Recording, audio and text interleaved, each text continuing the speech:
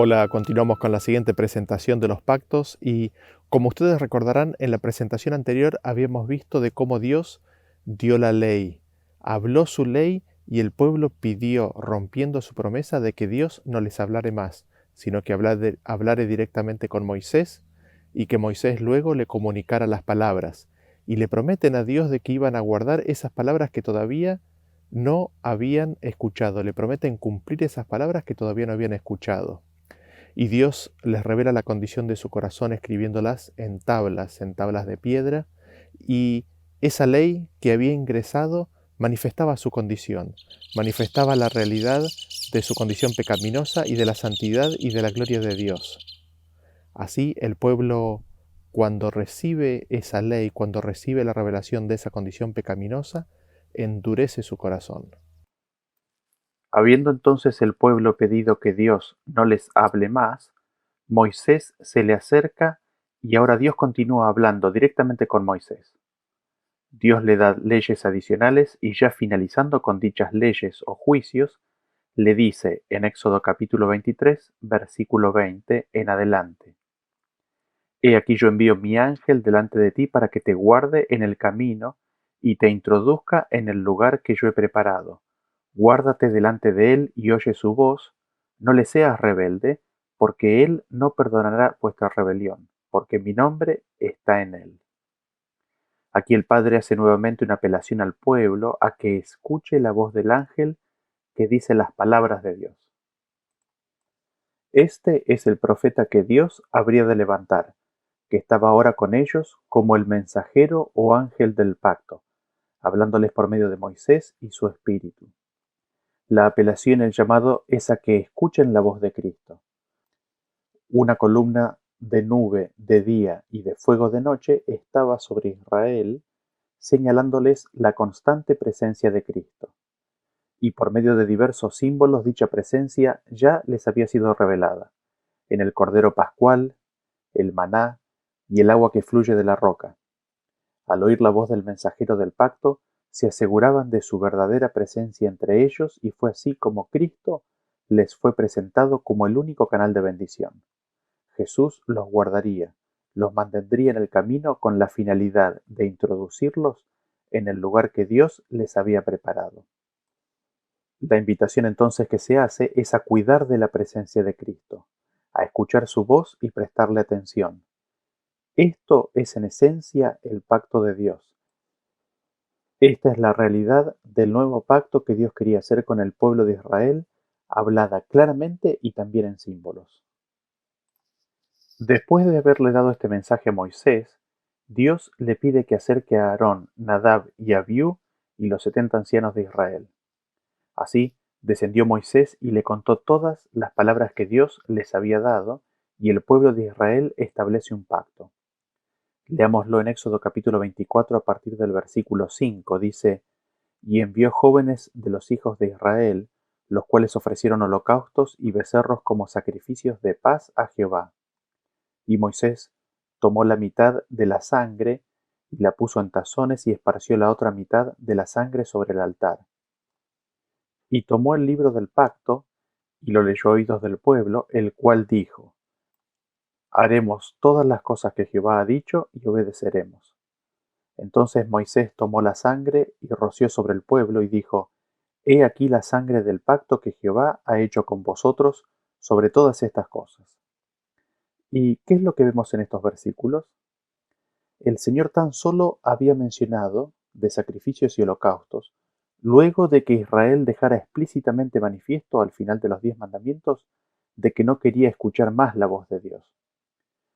No solamente que no quisieron escuchar, sino que Deuteronomio 5:27 nos dice que nuevamente le prometen a Dios que iban a oír y a hacer todo lo que Dios dijere, aun cuando no sabían lo que Dios les iba a decir. Lo interesante es que cuando Dios menciona a las ofrendas de paz y holocaustos, Dios dice tus holocaustos y tus ofrendas de paz. Son de Israel. Allí, manifestándose la dureza del corazón, el Señor les empieza a hablar en forma diferente de acuerdo a su condición y les habla de los holocaustos y las ofrendas que eran de Israel. Evidentemente no son del Señor. Lo adicionalmente interesante es que no hay ninguna instrucción respecto a cuándo debían hacerse. Sin embargo, volviendo al evento de la lectura del pacto, vemos que Moisés y el pueblo ofrecen estos sacrificios como sacrificios de paz a Jehová. Luego Moisés toma el libro del pacto, que en mi mejor entendimiento en este momento sería Éxodo del capítulo 20 al capítulo 23, y se lo lee al pueblo. Y es aquí donde el pueblo promete que harán todas las cosas que Jehová había dicho y de que obedecerían al Señor. Recordemos que son las promesas que el hombre le hace al Señor. Y ya sabemos cómo es la palabra del hombre. La palabra del hombre es inconstante, sí y no. La respuesta de Israel muestra su presunción. Dios los había probado a cada instancia y habían demostrado de que no confiaban plenamente en él. Sin embargo, ellos sí confían en sí mismos y en su capacidad de cumplir las palabras de Dios. Y Dios los prueba nuevamente cuando les da la ley, y de una manera tal en la cual ellos comprendan que está totalmente fuera del alcance propio el obedecerla. Dios quería hacerles evidente de que cumplir sus palabras está infinitamente fuera del alcance humano y dejarles claro que dado que el cumplimiento de los mandamientos de Dios son esenciales para que el hombre pueda ser salvo, que Él mismo lo haría en sus corazones, porque sus palabras transforman el corazón. Entonces Moisés toma de la sangre y rocía sobre el pueblo, diciendo: Esta es la sangre del pacto que Jehová ha hecho. Ahora, habíamos visto que las ofrendas y los sacrificios eran de Israel, con lo cual es el pacto de Israel. Así, dado que son las promesas de los hombres, basado en la sangre de animales que no pueden hacer perfecto al que practica dicho culto, se establece o se entra en el primer pacto, en el pacto viejo. En el pacto de los hombres para con Dios, Dios condesciende en entrar en ese pacto con la finalidad de eventualmente llevarlos a su propio pacto, ese en el cual Él hace la promesa y la cumple. Leemos acerca de esto en Hebreos capítulo 9 a partir del versículo 18, donde dice que de donde ni aun el primer pacto fue instituido sin sangre, porque habiendo anunciado Moisés todos los mandamientos de la ley a todo el pueblo, tomó la sangre de los becerros y de los machos cabríos, con agua, lana escarlata e hisopo, y roció el mismo libro y también a todo el pueblo, diciendo: Esta es la sangre del pacto que Dios os ha mandado. Notemos lo siguiente: este evento, Pablo nos confirma que es el momento de la confirmación o ratificación del primer pacto por medio del derramamiento de la sangre. Aquí vemos que además de las promesas del hombre, el hombre también le ofrece o le da a Dios sacrificios de sangre. Son ofrendas de paz, ofrendas de apaciguamiento. Y el pueblo es rociado con esta sangre que no puede hacer perfecto al participante de este culto. Entonces el pueblo entero entra en un pacto de hombres con promesas de hombres y con ofrendas de hombres que Dios acepta y en el cual Él ingresa, como habíamos dicho anteriormente, con la finalidad de llevar a su pueblo a su pacto, al pacto de Dios. Ahora, recordando que el pacto confirmado a Abraham contenía la promesa de la redención, ¿por qué se hizo otro pacto en el Sinaí? El pacto de Abraham incluía a todo el mundo que fuera de Cristo. Sus provisiones eran lo suficientemente amplias como para que no hubiera necesidad de ningún otro pacto. ¿Cuál fue entonces la necesidad de entrar en otro pacto? Durante su servidumbre, el pueblo había perdido en alto grado el conocimiento de Dios y de los principios del pacto de Abraham. Al libertarlos de Egipto, Dios trató de revelarles su poder y su misericordia para inducirlos a amarle y a confiar en él. Los llevó al Mar Rojo, donde, perseguidos por los egipcios, parecía imposible que escaparan, para que pudieran ver su total desamparo y necesidad de ayuda divina, y entonces los libró. Así se llenaron de amor y gratitud hacia él y confiaron en su poder para ayudarles. Los ligó a sí mismos como a su libertador de la esclavitud temporal. Pero había una verdad aún mayor que debía grabarse en sus mentes. Como habían vivido en un ambiente de idolatría y corrupción, no tenían un concepto verdadero de la santidad de Dios, de la extrema pecaminosidad de su propio corazón, de su total incapacidad para obedecer la ley de Dios y de la necesidad de un Salvador. Todo esto se les debía enseñar. Dios los llevó al Sinaí, manifestó allí su gloria, les dio la ley, con la promesa de grandes bendiciones, siempre que obedecieran. Ahora pues, si diereis oído a mi voz y guardareis mi pacto, vosotros seréis mi reino de sacerdotes y gente santa. Los israelitas no percibían la pecaminosidad de su propio corazón y no comprendían que sin Cristo les era imposible guardar la ley de Dios, y con excesiva premura concertaron su pacto con Dios. Creyéndose capaces de ser justos por sí mismos, declararon: haremos todas las cosas que Jehová ha dicho y obedeceremos. Los israelitas no conocían su condición y se apresuraron a prometerle a Dios de que cumplirían sus palabras y entraron en un pacto de sangre con él. Nos acordamos de Pedro, quien, sin conocer su verdadera condición, también le ofrece promesas a nuestro Señor. Aunque todos los demás discípulos abandonaron a Cristo, presuntuosamente Pedro afirmó que él no lo haría. Pero como con Pedro, a Israel no le iba a ser necesario de que esperara mucho tiempo para que les fuera claramente revelada la condición pecaminosa de su propio corazón y la necesidad acuciante de Cristo. Porque dejemos en claro este punto. En el establecimiento del primer pacto, en el cual el hombre promete a Dios que él va a cumplir y hacer las palabras de Dios, no hace falta Cristo. El hombre efectivamente está rechazando a Cristo y diciéndole: no te necesito, déjame solo y no me hables, que yo hago por mí mismo tus palabras. Habiéndose establecido entonces el primer pacto, Moisés es nuevamente llamado a ascender, y ahora el Señor les va a mostrar en forma práctica qué es lo que estaba sucediendo. Lo leemos en Éxodo 24:12, dice: entonces Jehová dijo a Moisés: sube a mi monte y espera allá, y te daré tablas de piedra y la ley, y mandamientos que he escrito para enseñarles. Israel le pide a Moisés que no les hable más el Señor sino por medio de Moisés. Dios les revela que el corazón de ellos no estaba bien para con él, y los insta a que escuchen su voz y cuiden la presencia de su mensajero, de Cristo. Sin embargo, en lugar de escuchar ese ruego que se ha venido reiterando repetidas veces desde Egipto, el pueblo no quiere escuchar a Dios y al mismo tiempo le promete que hará todas las palabras, todas las cosas que Dios ha dicho. Al revelarse que no siguen escuchando, sino que se disponen a establecer su propia justicia, Dios les da la administración de la letra. Ha sido el intento de Dios hasta aquí el de entrar con ellos en un pacto eterno, uno en el cual Él les pudiera hablar directamente a su corazón y donde el pueblo oiría su voz y guardaría sus palabras. Era la intención desde el principio de hablarles su ley en sus corazones, un pacto nuevo o la administración del Espíritu, en lugar de una administración de la letra y humana a través de Moisés. Sin embargo, como ellos prometieron hacer ese trabajo ellos mismos y entraron en un pacto con Dios prometiéndole que lo iban a hacer, es en ese lugar en donde ellos estaban ahora, a donde Dios condesciende y se acerca a ellos, entrando en el pacto de ellos y estableciendo un camino por el cual ellos aprenderían que sus promesas son tan buenas como cuerdas de arena.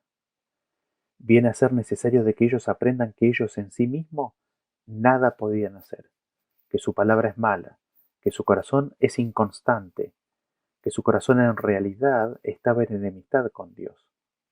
Y Él se les aproxima en donde estaban, para sacarlos de ese estado, dándoles el ministerio de la letra, el ministerio de la ley escrita, con la expresa finalidad de que ellos finalmente llegaran a reconocer cuán desesperadamente necesitaban del Espíritu de Cristo, dándoles un nuevo corazón y grabándoles su ley en dicho corazón. Y en ese ministerio les da una declaración bien clara de la condición en la que estaban. Porque Dios, dado que no podía grabar su ley en sus corazones, iba ahora a escribir su ley en tablas de piedra. La piedra como un reflejo directo de la dureza de sus corazones. El pueblo había endurecido su corazón a la voz de Dios, y Dios se los hace manifiesto al darles la ley en tablas de piedra. Dios en ese acto les pone un espejo frente a su rostro para que les sea manifiesta la condición del corazón. Así también entonces la ley viene a ser un espejo que revela la condición del hombre. Al asumir la responsabilidad de hacer la obra de Dios, se ignora la condición propia y se muestra una falta de apreciación por el poder de Dios y su santidad. Es tan solo cuando los hombres ignoran la justicia de Dios es cuando intentan establecer su propia justicia, y haciendo esto, se niegan a sujetarse a la justicia de Dios. Las promesas que ellos hicieron no servían de nada porque no tenían en ellos el poder para cumplirlas. Así, las promesas y el pacto establecido, el pacto viejo o primero, no servía para nada.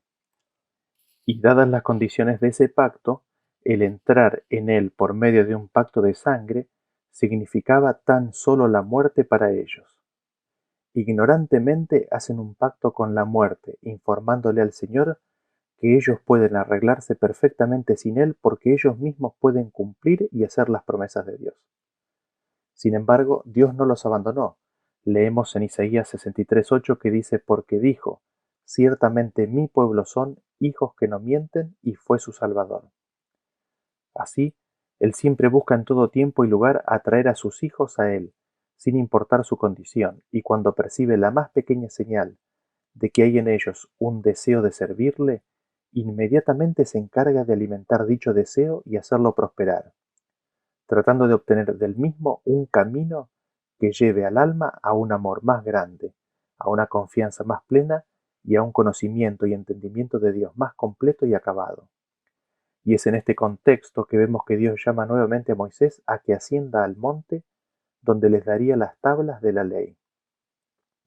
Adicionalmente, dado que Israel había ingresado en este primer pacto con Dios, en el cual ellos se proponían cumplir las palabras y las promesas de Dios, estableciendo de esa manera su propia justicia, Dios les daría instrucciones adicionales pertinentes a ese primer pacto.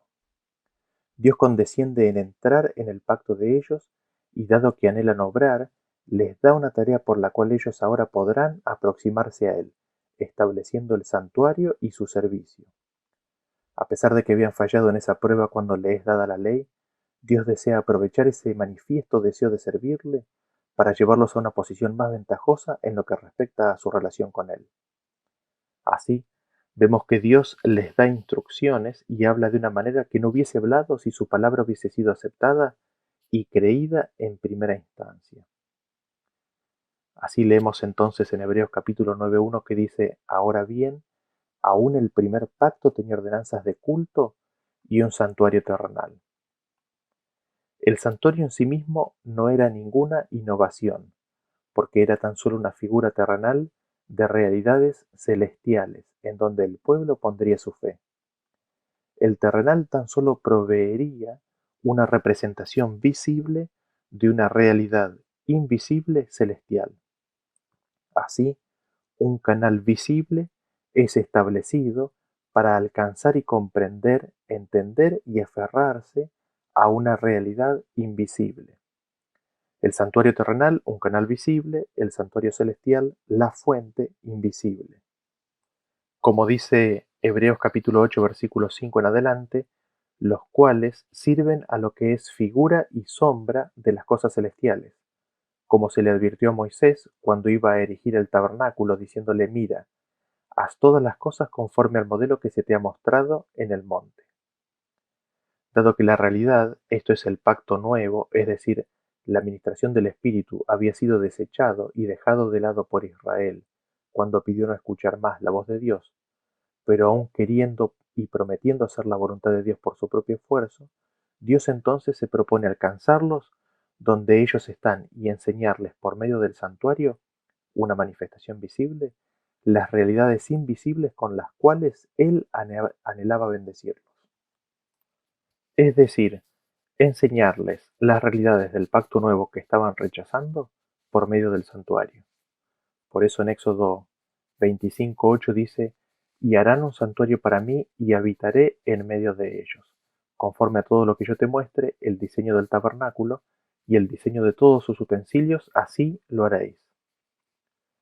La intención de Dios era entonces que a través del santuario terrenal ellos aprendieran que Dios quería morar en ellos por medio de su Espíritu. Ahora, el Señor no mora en templos hechos de mano. Qué extraño entonces que le pida al hombre que le haga una casa donde pueda morar entre ellos. ¿Por qué pediría algo así? Porque simplemente ellos eran muy presumidos. Creían que ellos podían hacer las obras de Dios sin necesidad de darle el lugar a Dios, para que Él more en sus corazones, controlando sus pensamientos y acciones. Porque recordemos lo siguiente, ¿no? Lo que dice en Salmos 34:18, cercano está Jehová a los quebrantados de corazón y salva a los contritos de espíritu. En Isaías 57:15 dice, porque así dijo el alto y sublime, el que habita la eternidad y cuyo nombre es el Santo, yo habito en la altura y la santidad y con el quebrantado y humilde de espíritu, para hacer vivir el espíritu de los humildes y para vivificar el corazón de los quebrantados. Ellos tenían un concepto tan elevado de sí mismos que no necesitaban del Señor, y el Señor no podía morar con ellos, porque Él mora con el quebrantado y humilde de espíritu. Pero ellos no estaban en esa condición, ellos no se sentían en esa condición. Sin embargo, el Señor no los desecharía, sino que les haría manifiesta su presencia en forma marcada a través del santuario, esperando que finalmente puedan ser atraídos a Él, y con el santuario enseñarles que Él quería morar en ellos. Así el Señor le da instrucciones a Moisés sobre el santuario, comenzando desde bien adentro mismo, su propósito y significado, extendiéndose hacia el atrio exterior. Luego le da instrucciones respecto del sacerdocio y las ofrendas, y concluye al final del capítulo 31, donde se dan instrucciones nuevamente respecto del sábado.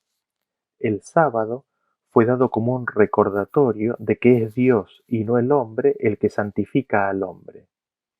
Es una señal del pacto de Dios con el hombre, de que es el Señor el que obra en nosotros el querer como el hacer por su buena voluntad. Es decir, el sábado fue dado como un recordatorio del pacto nuevo. Ahora, como le será evidente al oyente, con la instauración del santuario se abre un campo grandísimo de entendimiento respecto de lo que Dios hace por el hombre, y es imposible cubrir todo al respecto. En una serie futura desarrollaremos un poco más en detalle algunas de las enseñanzas que se desprenden del santuario.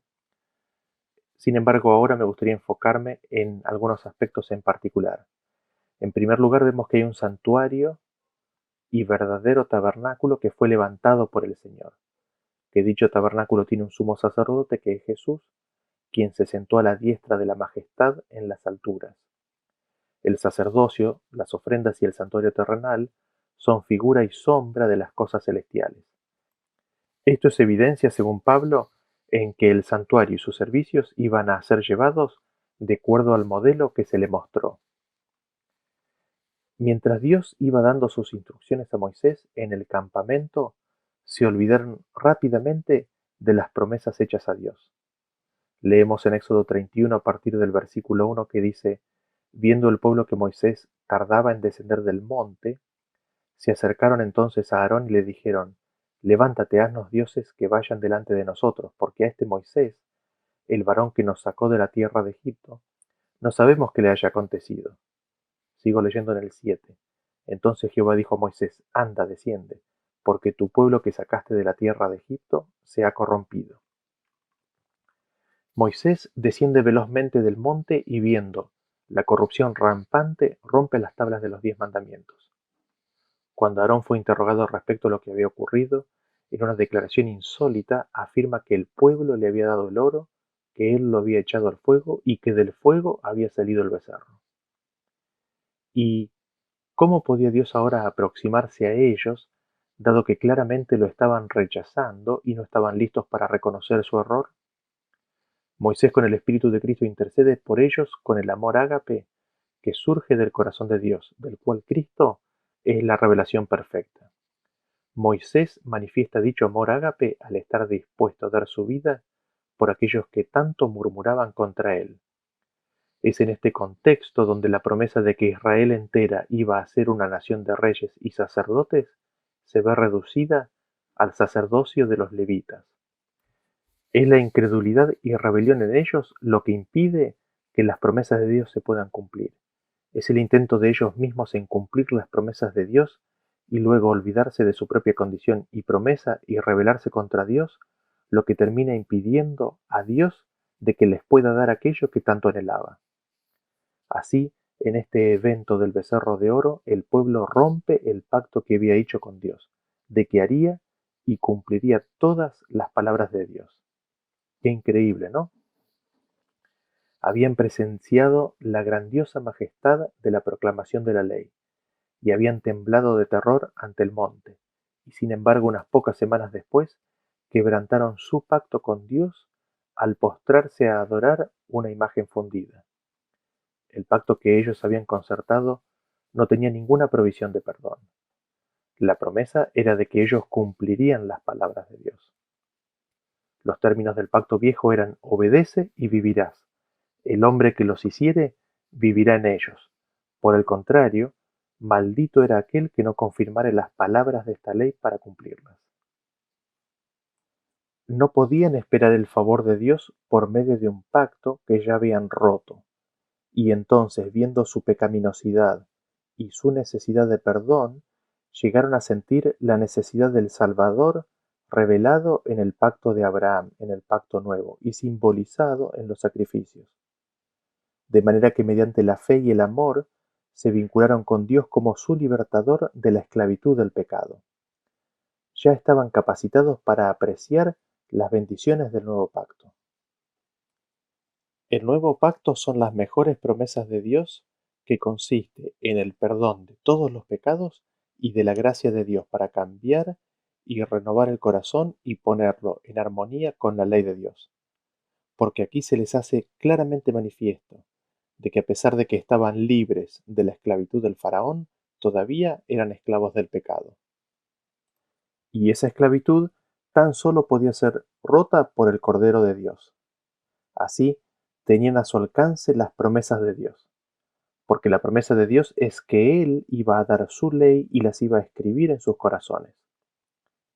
La misma ley que fue grabada en tablas de piedra es escrita por el Espíritu Santo sobre las tablas del corazón.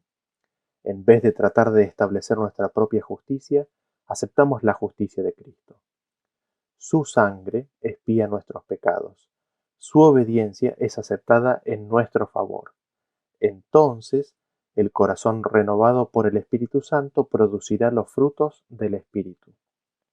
Mediante la gracia de Cristo viviremos obedeciendo a la ley de Dios escrita en nuestro corazón. Al poseer el Espíritu de Cristo andaremos como Él anduvo.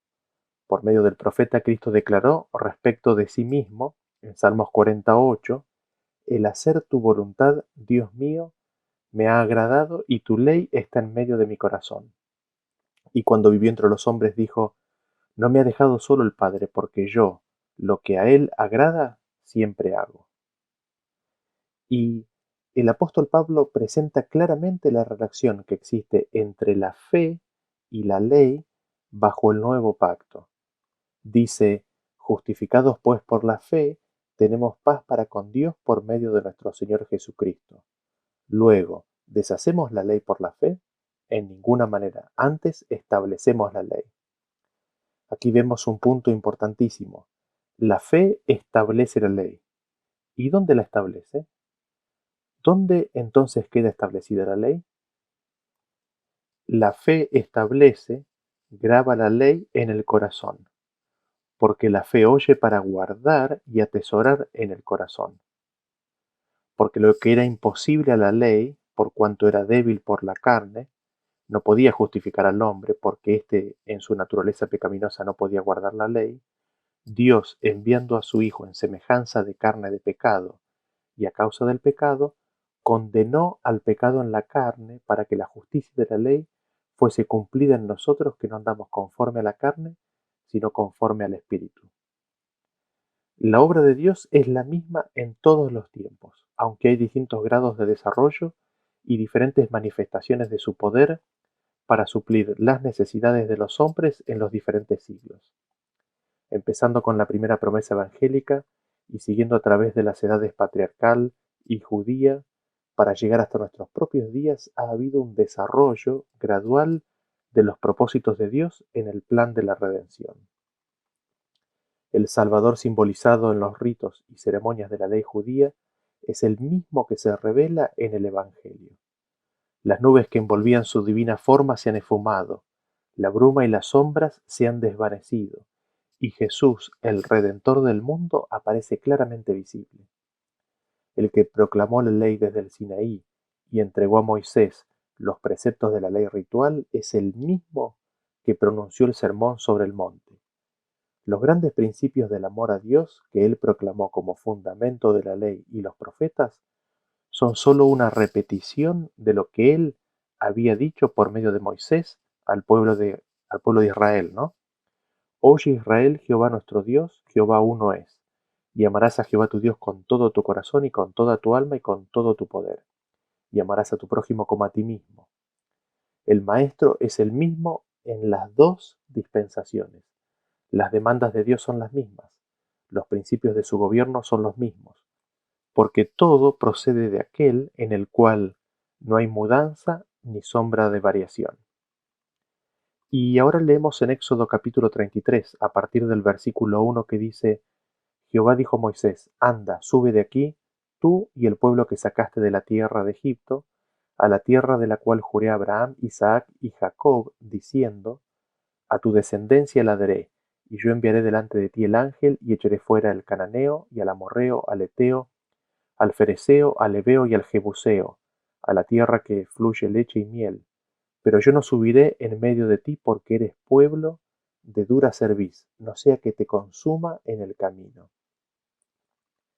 Vemos aquí al Padre prometiendo al Hijo, porque dice: enviaré a mi ángel, el mismo al que ellos tenían que escuchar.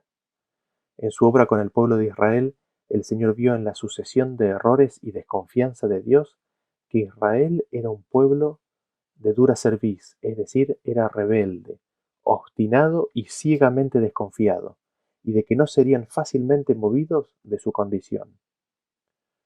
¿Cómo Dios podría morar con ellos si eran tan incrédulos a pesar de infinidad de muestras de amor? ¿Cómo Dios podría morar con ellos si constantemente estaban murmurando y olvidándose quién era su Salvador, Redentor y Sustentador? Dios no podría ir en medio de ellos porque la gloria del Señor los consumiría a causa de sus pecados. Así la carpa de reunión fue movida fuera del campamento, toda una señal llena de significado. Y Moisés implora a Dios durante este tiempo en el cual el tabernáculo estaba fuera del campamento. Y vean ustedes lo que dice Moisés a partir del versículo 12. Dice: Y dijo Moisés a Jehová: Mira, tú me dices a mí: saca este pueblo, y tú no me has declarado a quién enviarás conmigo. Sin embargo, tú dices: yo te he conocido por tu nombre, y has hallado también gracia en mis ojos. Ahora pues, si he hallado gracia en tus ojos, te ruego que me muestres ahora tu camino, para que te conozca, y halle gracia en tus ojos, y mira que esta gente es pueblo tuyo. Moisés le está pidiendo a Dios que le declare a quién enviará con él. Le ruega que le muestre el camino. Le ruega que le muestre el camino para poder conocer a Dios. Moisés está pidiendo por Jesús, y Dios le promete que enviará su presencia con ellos. Y el pueblo de Israel es acercado a la tierra prometida, pero ya la sucesión de eventos anteriores auguraba un desenlace desastroso para esta generación. Al intento de Dios de hacerlos entrar en la tierra de Canaán, se manifiesta nuevamente la falta de fe en las promesas de Dios y su cuidado protector. A pesar de la inmensa cantidad de evidencias del favor, del cuidado de Dios y de su amor para con ellos, aún no escuchan ni creen en las palabras y promesas de Dios. En el evento de los espías y la rebelión al reporte de 10 de ellos, se manifiesta claramente cómo son ellos los que se ponen sobre sus hombros la responsabilidad de cumplir ellos mismos las promesas de Dios. Y a pesar de tan grandes muestras del poder y la gloria de Dios, aún así no le creyeron. Y esta es una gran advertencia para nosotros que hemos alcanzado el fin de los siglos. Se hace evidente de que no hay demostración de poder y gloria que alcance para convertir al que no lo desea. Aunque se levante alguien de los muertos, el corazón irregenerado no creerá. La intención original de Dios era de llevar el Evangelio hasta los fines de la tierra por medio de Israel, teniendo primera escala en la tierra de Canaán y luego que su reinado de sacerdotes se extienda por toda la tierra y de darles la tierra prometida restaurada junto con la vida eterna. Sin embargo, su falta de fe, desconfianza y la dureza de corazón hace imposible que Dios pueda cumplir todas esas promesas.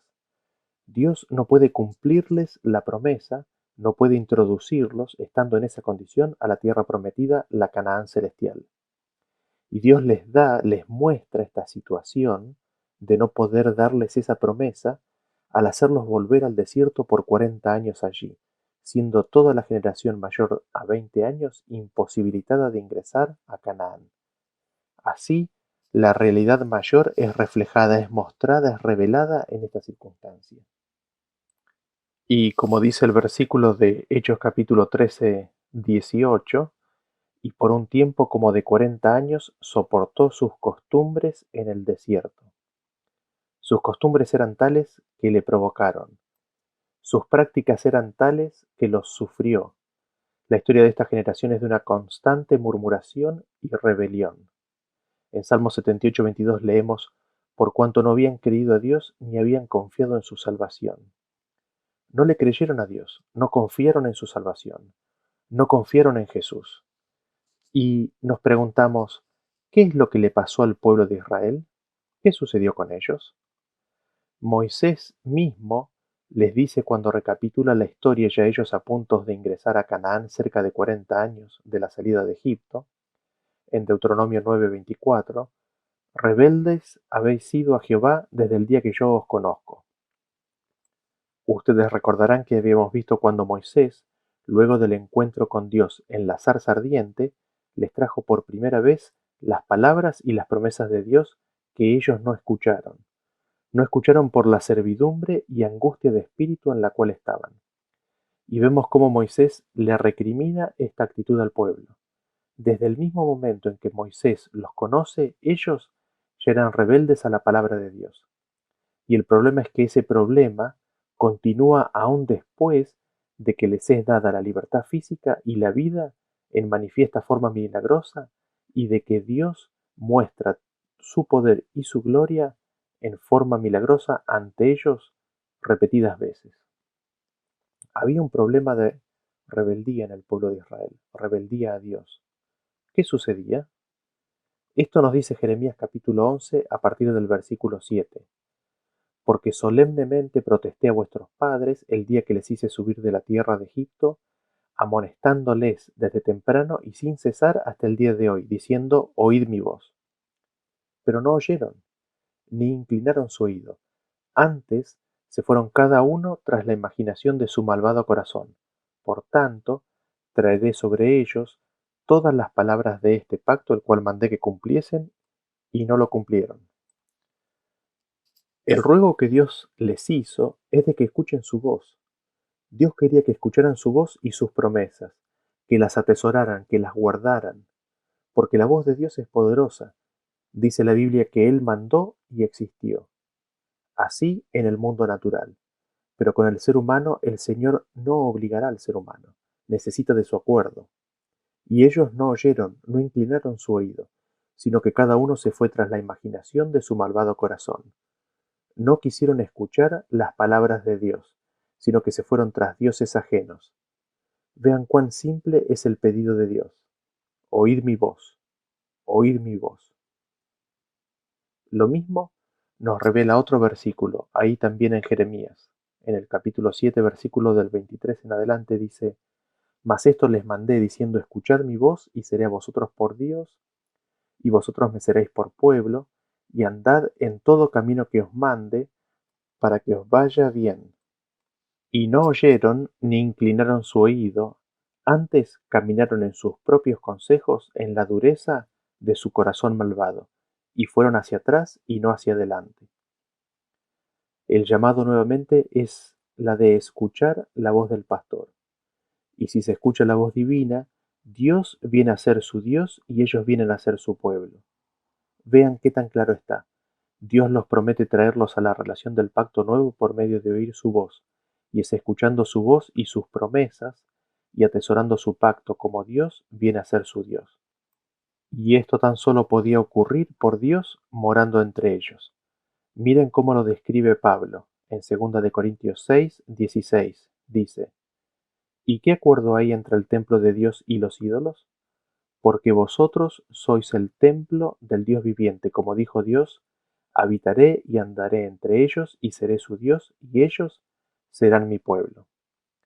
Dios se proponía con ellos, con el pueblo de Israel, morar en sus corazones por medio de su Espíritu. Si ellos aceptaban esta promesa de Dios, Dios los llevaría a andar en todo camino que Dios les diera. Así, el anhelo de Dios era, y hoy lo es, que se escuche su voz, y que permitamos que Él more por su Espíritu en nuestros corazones. Sin embargo, el problema del pueblo de Israel fue que no oyó a su Dios, ni inclinaron su oído, eligieron su propio camino. Buscan establecer su propia justicia, y no solamente eso, sino que empiezan a andar en sus propios consejos, de acuerdo a la dureza del corazón propio. Y esto los regresa a Egipto, los regresa a la esclavitud, los regresa a la servidumbre, y eventualmente los dispersa a los cuatro extremos de la tierra. Veamos el siguiente versículo que nos describe lo que sucedió con el pueblo de Israel en Salmos 81, a partir del versículo 7. Dice: En la calamidad clamaste y yo te libré, te respondí en lo secreto del trueno, te probé junto a las aguas de Meriba. Oye, pueblo mío, y te amonestaré. Israel, si me oyeres, no habrá en ti Dios ajeno, ni te inclinarás a Dios extraño. Yo soy Jehová tu Dios, que te hice subir de la tierra de Egipto. Abre tu boca y yo la llenaré. Pero mi pueblo no oyó mi voz, e Israel no me quiso a mí. Los dejé, por tanto, a la dureza de su corazón. Caminaron en sus propios consejos. Tremendo lo que dice este versículo. En la calamidad de la esclavitud clamaron a Dios y Dios los libró. Los probó en las aguas de Meriba, y Dios les pide, les ruega: oye, pueblo mío, y te amonestaré. Y vemos lo que habíamos mencionado anteriormente respecto de los 10 mandamientos. Si oyeres, Israel, no habrá dioses ajenos. Si simplemente oyeren, no se harán imagen ni se inclinarán. ¿Qué es lo que tenía que hacer el pueblo de Israel? Abrir su boca, que Dios la iba a llenar de pan del cielo. Abrir su boca, que Dios la iba a llenar de toda palabra que sale de la boca de Dios. Pero el pueblo no quiso escuchar la voz de Dios, no lo quiso a Dios. Los dejó Dios, por lo tanto, entregado a la dureza de sus corazones, y ellos entonces caminaron en sus propios consejos. En Hebreos 8 dice que Dios se desentendió de ellos. Dios les dio su propia voluntad. Dado que no querían escuchar, los dejó a su propio consejo. Hicieron entonces su voluntad. Vemos así entonces que hay dos voluntades. Está la voluntad de Dios o la voluntad del hombre. Si el hombre no se deja ayudar por Dios, Dios dejará al hombre librado a su propia voluntad.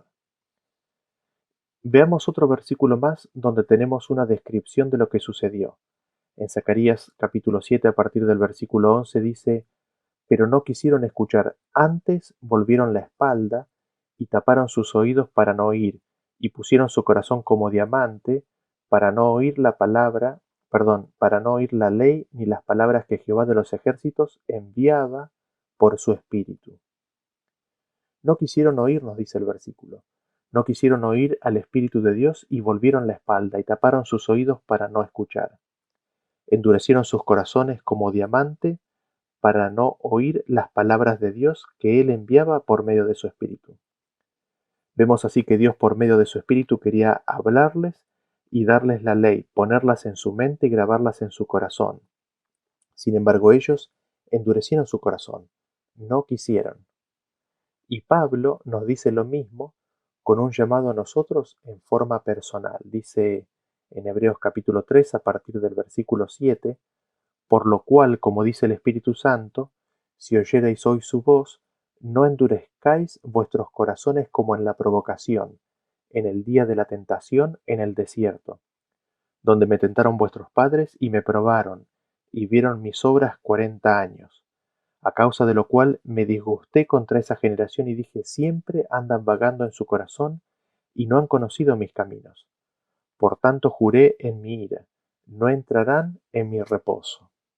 Mirad, hermanos, que no haya en ninguno de vosotros corazón malo de incredulidad para apartarse del Dios vivo. Antes, exhortaos los unos a los otros cada día, entre tanto que se dice hoy, para que ninguno de vosotros se endurezca por el engaño del pecado.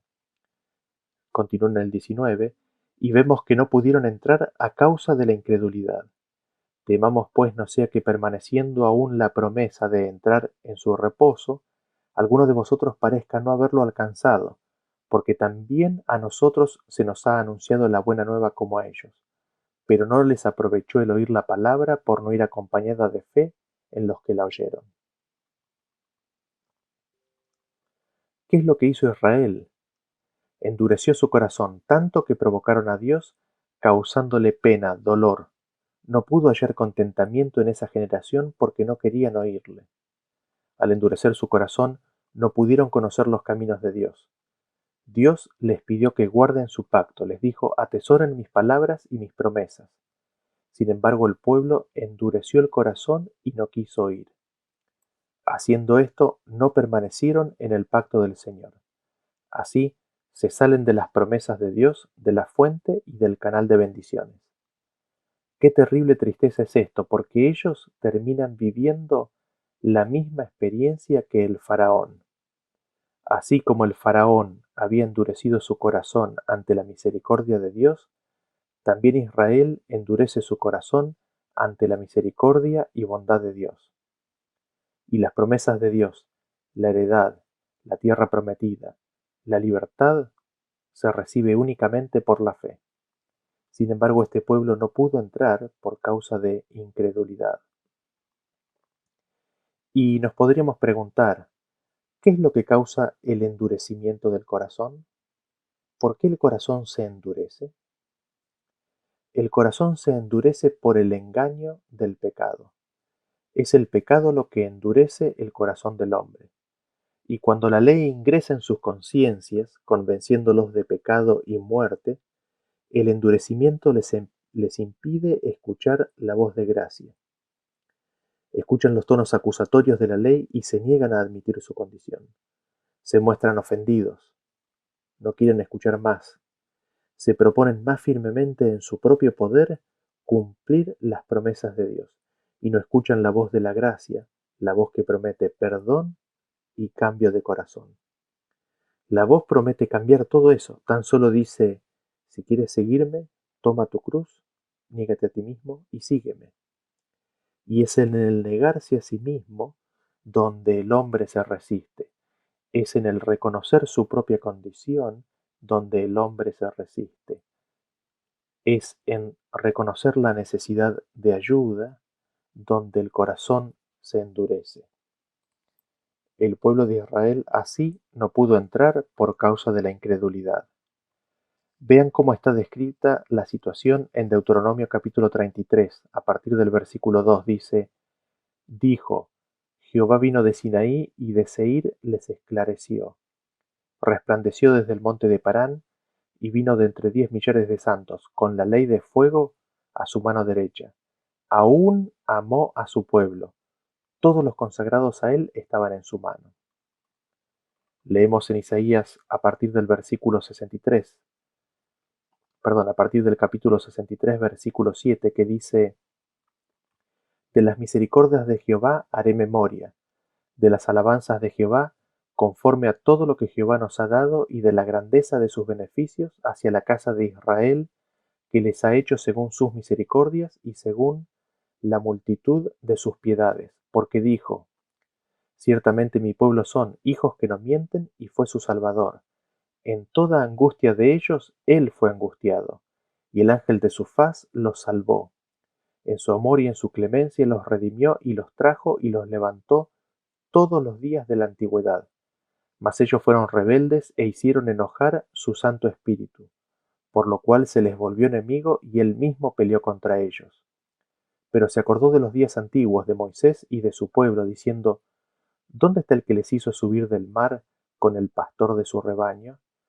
¿Dónde el que puso en medio de él su Santo Espíritu, el que los guió por la diestra de Moisés, con el brazo de su gloria, el que dividió las aguas delante de ellos, haciéndose así nombre perpetuo, el que los condujo por los abismos, como un caballo por el desierto, sin que tropezaran?